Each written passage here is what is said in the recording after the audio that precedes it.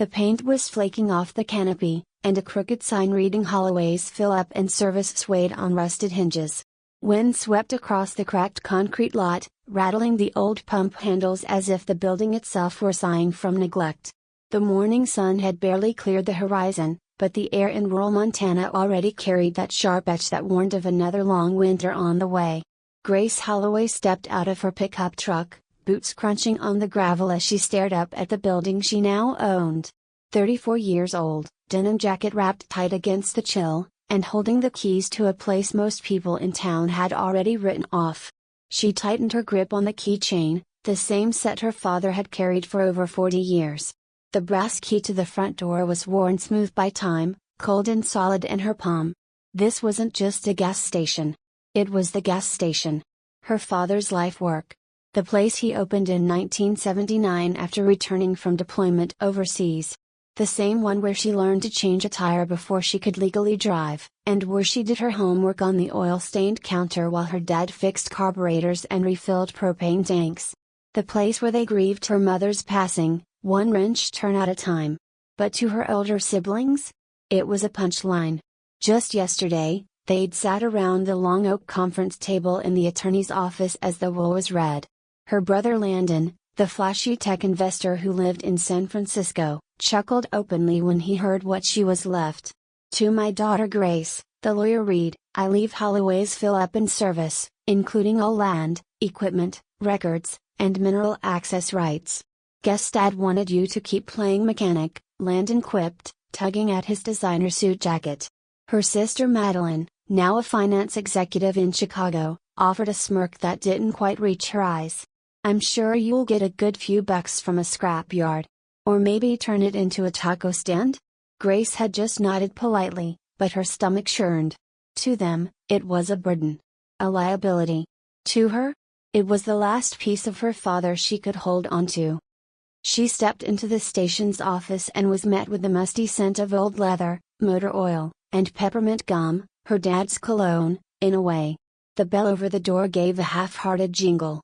Dust coated every surface, and an ancient coffee pot still sat on the warmer, long since dry. The sunlight streamed through the grimy window, highlighting every imperfection. But Grace only saw memories. She ran her fingers over the counter where she once sat counting change from the register. The old formica was pockmarked, its edges curled, but to her it was sacred ground. Her father had greeted every customer like they were family here. Never used a computer. Never accepted a card reader. Everything was done by hand, in ledgers, on yellow legal pads, in firm handshakes. Keep it simple, Gracie, he used to say. People don't come here for gas. They come here to feel remembered. She walked to the back office, every step creaking with familiarity. The desk was still a cluttered mess, just as he'd left it. Tools mixed with receipts. Paperweights that didn't match. A calendar from 8 months ago still hung crooked on the wall. Grace sat down in the old swivel chair and closed her eyes. It was quiet. Too quiet. And that's when the tears came, suddenly and uninvited. Not because she regretted inheriting the place. Because she missed him. This station was the only place that still smelled like his laugh, like the advice he gave when she got dumped, like the stories he told about her mother over late-night cups of gas station coffee. She wiped her face, took a shaky breath, and leaned down to open the bottom drawer of the desk. It didn't budge. Frowning, she pulled harder. Still stuck. Then she remembered, her dad used to tap the left corner twice before opening it. Something about the latch sticking. She did the same. Click. The drawer slid open. Inside was a faded brown envelope with a red sticker on the corner. The label read in his sharp handwriting. Gracie, for when it matters. Heart pounding, she opened it. Inside were several old documents, a property deed, a series of hand-marked surveys, and an old black and white photograph of the station. But something was off. She looked closer. In the background of the photo, barely visible behind overgrown brush, stood something metallic. Towering. Thin. Rigid. It looked like some kind of derrick. Her eyes narrowed. She'd played behind the shop for years, never saw anything like that. But maybe it had been buried in weeds all this time. Her father had mentioned the land out back a few times. Called it untamed, said they'd clear it someday. But they never did. Grace grabbed a flashlight and a pair of work gloves. The late morning sun was now high overhead as she trudged around the back of the property, pushing past tall grass and thorny weeds. And then she saw it. Rusting. Looming. Half swallowed by time and wilderness, but very real. A drilling derrick. About 20 feet high. Her breath caught. What the hell? This wasn't just a gas station. And suddenly, her father's note made sense. For when it matters. He'd left her something. A clue. A beginning. And Grace Holloway, small-town mechanic, part-time gearhead, full-time believer in her father's quiet brilliance, was about to find out that the people who laughed at her inheritance had no idea what they dismissed. They saw rust. She saw roots. And beneath those roots, something much bigger was waiting to be unearthed. Plus. By the time Grace finished hacking through the underbrush behind the station, her arms were scratched, her flannel streaked with dirt, and her flashlight battery already dying. But none of that mattered. Because there it was, towering, skeletal, unmistakable. The derrick. Even rusted and half buried by vines, it stood proud and defiant against the Montana sky. No sign. No fence. Just quiet determination and years of silence. Her father had hidden this, maybe not intentionally, but certainly with care. It was behind the shop, tucked just far enough into the unkempt lot that you'd miss it unless you knew what to look for. Grace stepped closer, her boots crunching old gravel hidden beneath the weeds. "Why'd you never tell me, Dad?" she whispered. She circled the base slowly, eyes scanning the surrounding terrain. This wasn't some rotting piece of junk. It had structure. It had purpose. And based on the survey papers she'd found in that envelope, it had potential. She reached into her back pocket and pulled out the photo again. There it was, in the upper right corner, that same steel silhouette, barely visible behind a much younger version of her dad, grinning beside her pregnant mom. The derrick had been here all along. Only now did Grace realize what her father meant when he used to say, "Some puzzles aren't about fixing, they're about finding." Back in the office, she spread the contents of the envelope across the desk, careful not to smudge the delicate paper. The surveys were yellowed, some typewritten, others scrawled with her father's notes. One page caught her attention immediately, a geological report dated 1979, from a private firm based in Billings. The header read, "Preliminary Subsurface Study, Holloway Plot." She read through the lines, eyes widening. Anomalous readings in lower substrata consistent with deep natural gas reservoirs. Recommended for further exploration. Further down. Due to the plot's proximity to low traffic zones and lack of infrastructure, commercial interest is likely minimal. However, reserves appear significant. A red dot was circled in the corner. Her father had known. Not just suspected, known. She spent the rest of the day combing through old filing cabinets, storage boxes, and desk drawers. There was a pattern now: red stickers, red pin marks, circled maps. It was like a breadcrumb trail across time. Her dad wasn't just a gas station owner, he had been quietly building a case. A geological case. In one file labeled land parcels, she discovered deeds, not just for the station, but for several surrounding acres. Tiny plots of seemingly worthless scrubland her dad had bought at tax auctions and estate sales. Why? Then it clicked. Mineral rights. Her father had acquired not just surface land but underground access, piece by piece, year by year. It hadn't been random. It had been a 40-year investment strategy hidden beneath oil receipts and handwritten invoices. Grace pulled out her phone and dialed the one person who might know the truth. "Your dad sat on this for how long?" George Huxley blinked in disbelief from across his kitchen table. The old environmental engineer, retired for nearly a decade, rubbed his thumb across the corner of the geological survey like it was a winning lottery ticket. Grace nodded. "Looks like since the early 80s. George let out a long whistle. "He mentioned something once. Back in '87, I think. Asked if I knew someone at the Montana Resource Council. Said he was doing independent research. I didn't think much of it." Grace passed over another document, this one marked with a red sticker and labeled royalties, pending. He was laying groundwork. But he never filed any permits. Never drilled. George scanned the paper, then looked up. He was waiting for the right time. Or the right person, Grace murmured. George narrowed his eyes. You mean you? She nodded slowly. He leaned back in his chair, folding his arms. If these surveys are accurate, and I'd bet money they are, you're sitting on one of the most lucrative natural gas pockets in western Montana. Grace tried to stay grounded, but her fingers gripped the edge of her coffee cup just a little tighter. How much are we talking? Conservative estimate? George tapped his tablet, pulled up some data. 50 million in extraction rights. Give or take. Maybe more, depending on demand and future drilling technology. 50 million. Grace didn't speak for a long moment. Then finally, what do I do now? George's face turned serious. You don't tell a soul.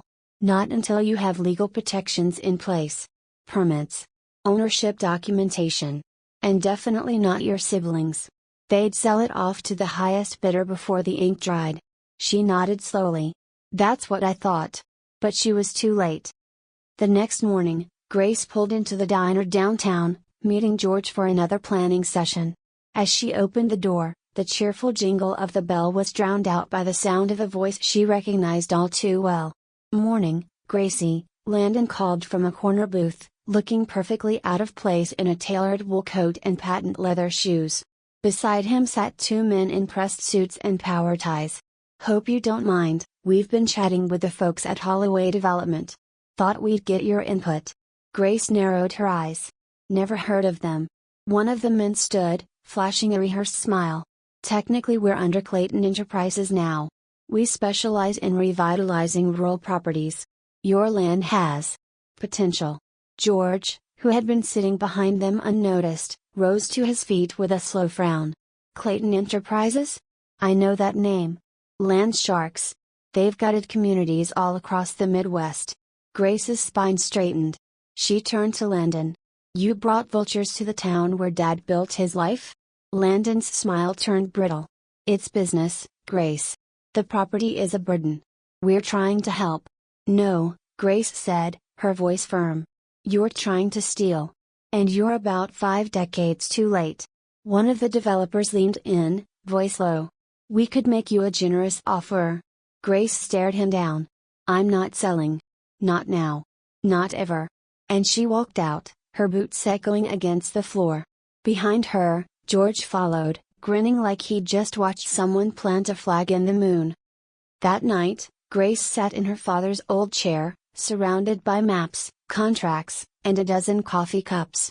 She finally opened the last envelope, one she'd missed before. Inside was a hand-drawn diagram. On the back, her father's words. The real treasure's buried deep. Not in the land. In the hands that know how to hold it. You were always that kind of person, Gracie. She let the tears fall freely this time. Because now she understood. He hadn't left her a gas station. He'd left her a legacy. Plus. Grace Holloway wasn't one for drama. She fixed things for a living, engines, relationships, old machines people gave up on. But the moment she stepped into her sister's downtown office the next morning, she knew this wasn't going to be something she could just fix. The conference table was already full. Landon, dressed like a venture capitalist ready for a pitch deck, Madeline tapping her pen impatiently, and 3 men in charcoal suits seated across from them. One wore a Clayton Enterprises pin on his lapel. The room smelled like polished wood and ulterior motives. Grace, Madeline said, forcing a tight smile, so glad you came. We've been going over some very exciting numbers. Grace raised a brow. Exciting for who? Landon chuckled. Let's cut to the chase. Clayton is offering $500,000 for the property. Immediate payout. No strings. Grace blinked. $500,000? For 10 acres, a service station, and mineral access rights? You mean the overgrown parking lot and abandoned machinery? Madeline asked. Let's not kid ourselves. This is a charity offer. Grace didn't sit. She set her worn leather satchel on the table, calmly unzipped it, and pulled out a stack of papers. Then explain this, she said, sliding the top document forward. One of the Clayton men picked it up, frowning as his eyes moved across the page. This This is a state-verified geological report. Correct, Grace said coolly. Signed and filed in 1979. It details extensive subsurface methane activity directly beneath the Holloway property. She pulled out the next document. And this, she flipped it around so the table could see, is a map of the surrounding mineral rights. My father spent 40 years quietly acquiring them. I have the deeds. I have the easements. And I have the trust documentation that transfers all of it to me. Madeline's pen stilled. Landon's smile twitched. Clayton's suits looked at each other. You're bluffing, Madeline said, standing. There's no way, Dad. Grace slid the trust agreement across the table. Signed. Notarized. Witnessed. 5 years ago. Landon grabbed it and scanned the contents. His face fell. This gives her full controlling rights over the land. And extraction. No, Grace corrected, it gives me the decision-making power over how that extraction happens, and who gets to be part of it. The Clayton reps leaned forward, suddenly much more polite. We'd be happy to revisit terms, one of them offered. Perhaps a joint venture. Grace looked them straight in the eye. I've read about your company. You strip towns of their resources, outsource labor, then vanish. I'm not interested in that model. Miss Holloway, this opportunity requires experienced infrastructure, another tried. This kind of project. I'm aware, Grace interrupted. That's why I have a counterproposal. She opened a folder and slid a fresh stack of papers to the middle of the table. A 70-30 profit split in my favor. You provide the tech and workforce, but under strict conditions. Local hires only. Environmental protections written into the contract. A community reinvestment plan, audited quarterly. And I retain final say in all matters of site management and oversight. One of the suits laughed. That's a generous fantasy. Grace smiled. Then walk away. The room fell silent. Madeline crossed her arms. You don't have the experience to run something like this, Grace. Neither did Dad, Grace said, voice level. But he built it anyway. Landon shook his head. You don't get it. You can't protect this land and run a multi-million-dollar extraction operation. It's too much. Grace leaned forward. I've been underestimated my whole life. By you, by this town, by people who think calluses mean incompetence. But the truth is, I've been learning from Dad for decades. He built the blueprint, I'm just following it through. One of the Clayton execs slowly nodded. We'd be open to drafting revised terms under those conditions. Can we set up a meeting with our legal team? You'll hear from mine, Grace said. You can leave your cards at the front desk. As the suits gathered their briefcases and left, Madeline's voice dropped. This isn't over, Grace. No, Grace agreed. It's just beginning. Later that night, Grace sat back at the station with George. The two of them were poring over zoning regulations and land use permits, the derrick visible through the office window, lit now by a newly installed floodlight. You really threw them off their game, George said, pouring more coffee. They thought I was bluffing, Grace said. George raised his cup. To the Holloway legacy. She clinked her mug with his. But her phone buzzed. Message from Landon, we're filing an injunction. You're in over your head. Grace sighed. And so it begins. The next 2 weeks were chaos. Her brothers filed a motion to contest the trust. Their lawyers claimed her father was of unsound mind when he changed the documents.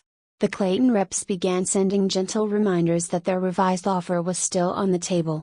And whispers in town started to grow, rumors that Grace was selling out, that she was in way over her head. But she didn't stop. She hired her own attorney. She brought in a project manager who had previously worked on a sustainable extraction site in North Dakota. She met with town officials, local union reps, and even the high school principal to begin building a community development plan. Grace didn't just want to tap the land. She wanted to do it right. And then, the media got wind. Small-town mechanic inherits forgotten gas station, uncovers $50 million opportunity. Montana woman defends family land against corporate interests. Requests for interviews poured in. Grace declined most of them. She wasn't doing this for a spotlight.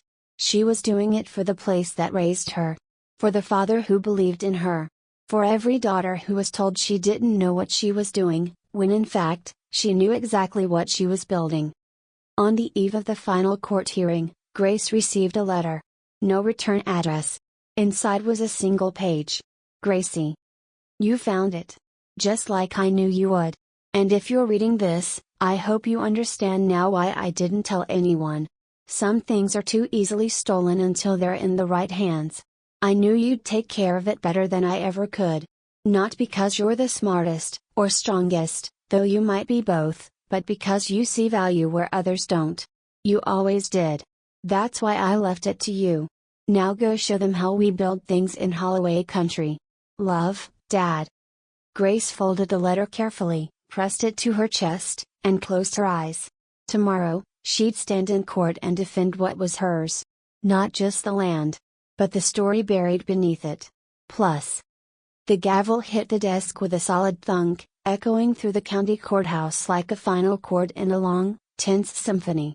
Motion to contest the Holloway Trust is denied, the judge announced. All mineral rights and land assets remain the legal property of Ms. Grace Holloway, as per the verified documents and recorded trust. For a heartbeat, the room was silent. And then, Grace exhaled. Madeline, sitting stiffly across the aisle, stared daggers. Landon didn't meet Grace's eyes. Their attorney was already packing his briefcase, mumbling something about appeals that wouldn't go anywhere. Grace stood, shaking the hand of her lawyer, and turned to leave. Outside, the sun bathed the old stone courthouse steps in warm gold, and she felt the weight lift, partially, at least. One battle was over. But the work was just beginning. Back at the station, everything had changed. The sign that once read Holloway's Fill Up and Service now bore a new name, hand-painted and clean, modern lettering beneath the original steel framing. Holloway Energy Company.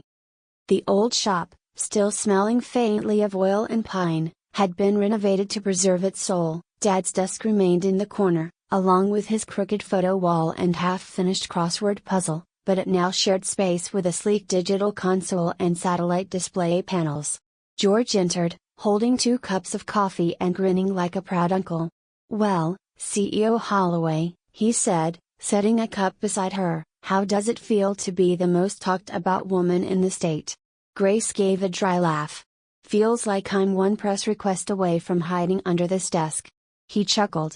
"Small town grease monkey turns gas station into multi-million-dollar clean energy project. That's the kind of headline people love." But Grace wasn't in it for the headlines. She pulled up the latest report on the computer screen, the first methane flow readings from the test well behind the station. The numbers didn't lie. They had tapped into something real, and powerful. Within weeks, Holloway Energy Company launched its first full development phase. Grace's partnership deal with Clayton Enterprises had been finalized under her terms. Every clause she demanded, local jobs, environmental oversight, reinvestment into the community, was written into the contract in ink, initialed by their executives, and witnessed by a state-appointed mediator. Clayton provided infrastructure and personnel training, but hiring came from the Valley. Former high school classmates, retired pipeline workers, single parents seeking re-entry into the workforce, they filled the crews, the call centers, the labs. The company didn't just extract resources, it built something. It meant something. They restored the derrick, reinforcing it with modern materials, and erected a clean extraction facility designed to minimize surface disruption and meet the highest ecological standards. Grace insisted on transparency. Live environmental impact data was made available online. When a local reporter asked why, she simply said, "Because if you're proud of how you're doing it, you shouldn't be afraid to show it." Her brothers started showing up again.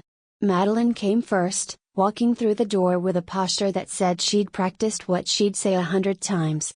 "I misjudged you," she said quietly, watching the drill heads cycle behind protective glass. "And Dad. I always thought he was just hiding from opportunity out here. Turns out, he was building it." Grace nodded. "He just had a different blueprint." Then Landon followed. Not with apologies, not exactly, but with curiosity. He didn't ask for a piece of the profits. Instead, he asked for a tour. When he saw the training facility bearing their father's name, the Henry Holloway Technical Center, his jaw clenched. "You really did it," he said, voice low. "You turned a junkyard into a jewel." Grace smiled. He gave me the map. I just kept following it. Eventually, she offered them both seats on the board, non-controlling, of course. They could contribute, but not command. Madeline accepted immediately. Landon took a week, then signed. Maybe they weren't ready to say it, but Grace could feel it, they were proud. Finally. A year after the court decision, Holloway Energy Company hosted its first annual Community Impact Day. The station lot was alive with tents and food trucks, live music echoing from the stage where her dad once parked his pickup.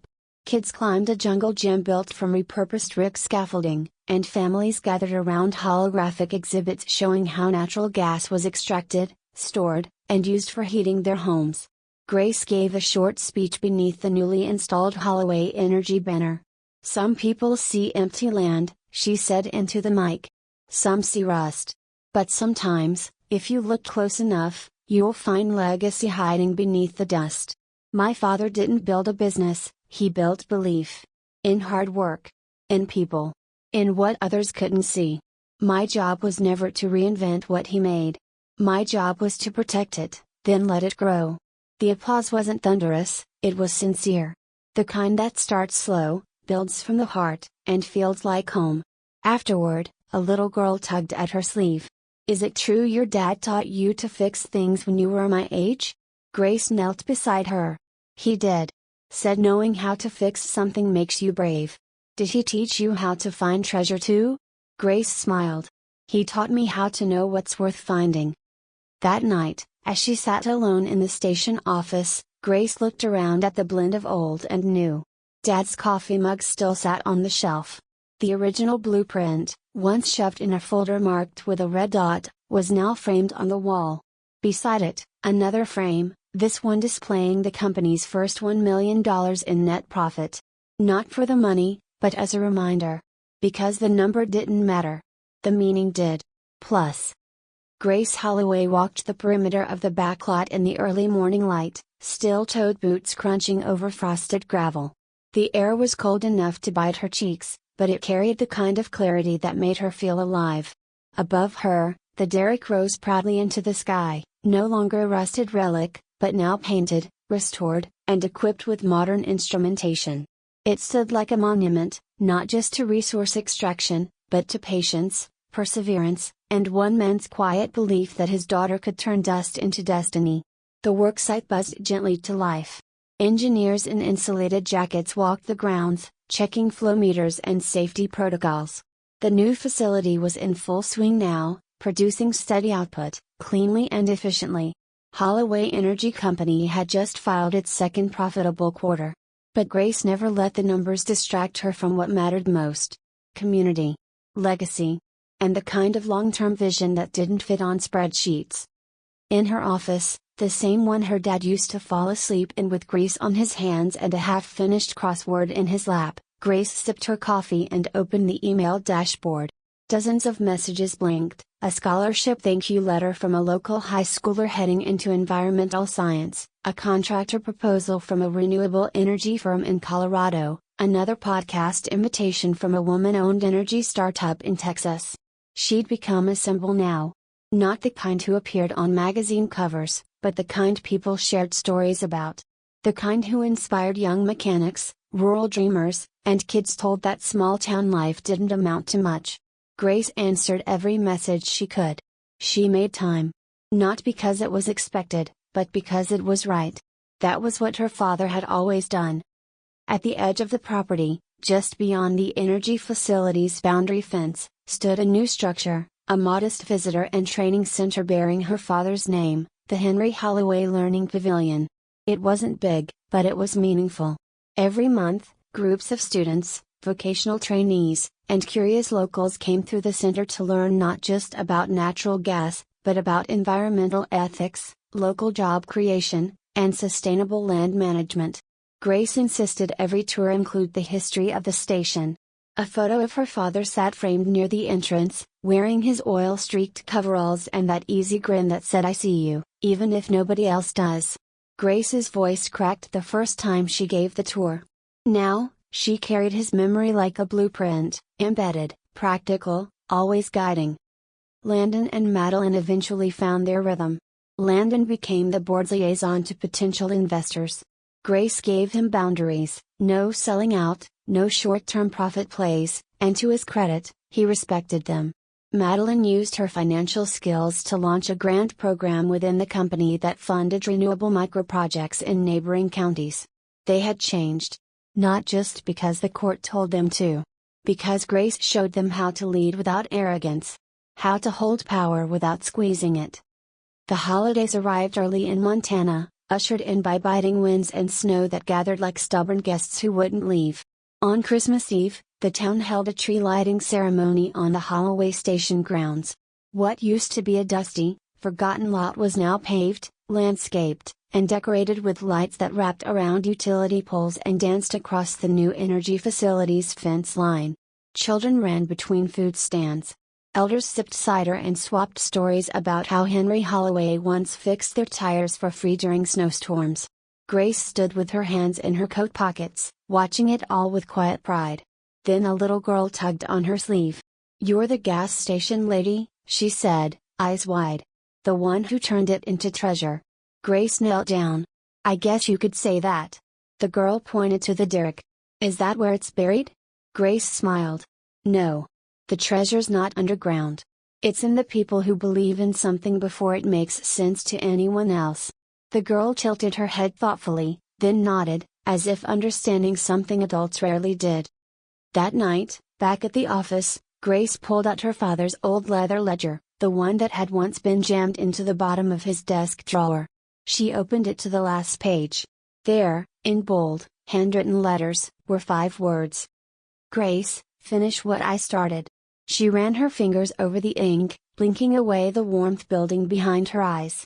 He hadn't given her instructions. He'd given her permission. To lead. To build. To believe. And she had done all 3. Over the next year, Holloway Energy Company expanded its community model to 4 neighboring towns. Each project followed the same formula: local hiring, transparent environmental strategy, and deep community investment. Critics called it slow scaling. Grace called it sustainable stewardship. She received offers from hedge funds, corporations, even a few international investors. She turned them all down. Because she wasn't building something to flip. She was building something that would last. Something her future children, and their children, could be proud of. And that kind of foundation didn't come from quarterly growth targets.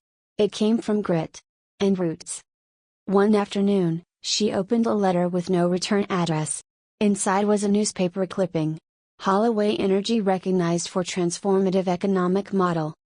Below that, in shaky penmanship, was a single line. "Your dad would have been proud. We all are."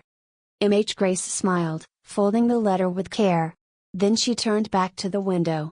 Out there, beyond the derrick and the new buildings and the solar installations they'd just broken ground on, was the town that once saw her as the girl who never left.